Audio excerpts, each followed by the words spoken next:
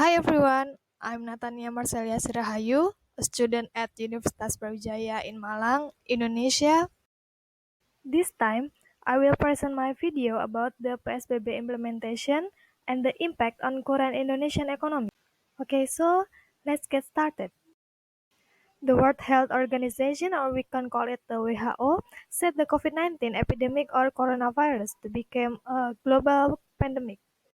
This upgraded status was announced directly by WHO Director General Tedros Ghebreyesus in Geneva, Switzerland on March 11, 2020.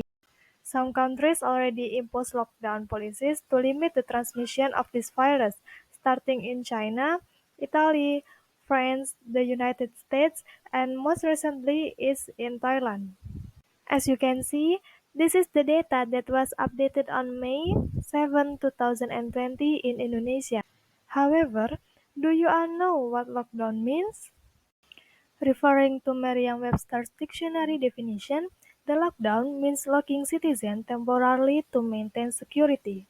To prevent and cut the spread of the virus, several regional leaders in Indonesia have appealed to migrants in the red zone to delay going home in the near future.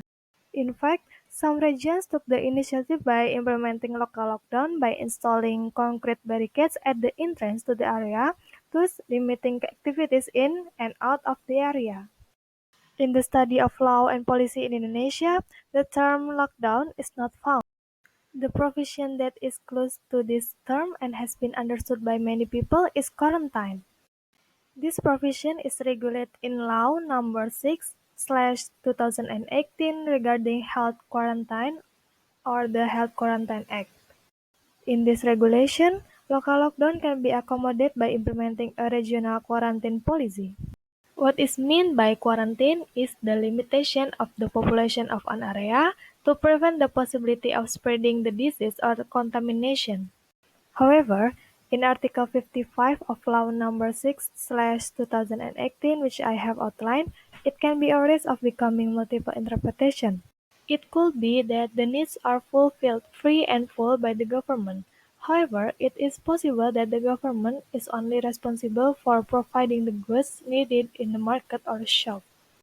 In Article 60 of the Health Quarantine Law states that regional quarantine is regulated by a government regulation. Then, Presiden Joko Widodo officially approved Government Regulation Number 21/2020 concerning the PSBB.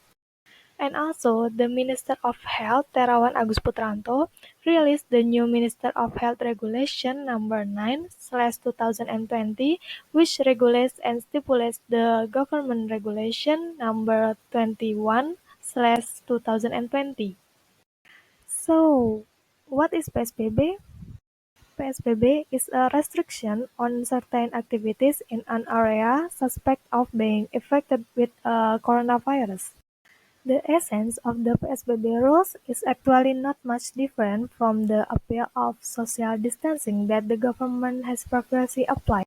For example, work, study, exercise, and worship at home. It's just that the movement of citizens outside their homes is limited. There are 8 sectors that must continue to operate, which are health, food, energy, communication, distribution of goods, finance and banking, daily necessities, and strategic industries. Moreover, many sectors have experienced weakening demand since the corona pandemic. The worst affected sectors are tourism, people transportation services, events organizer, and property. The direct impact of the PSBB will be felt by people who work in the informal sector, especially online motorcycle taxi drivers. Not only the online taxi drivers, but also the peddlers and street vendors can also be affected. For companies that are in the affected sector, they start to dismiss their employees within the set time limit. This is because it relates to the impact that occurs on the company's income that began to decrease. Then, what should the government do during the PSBB period?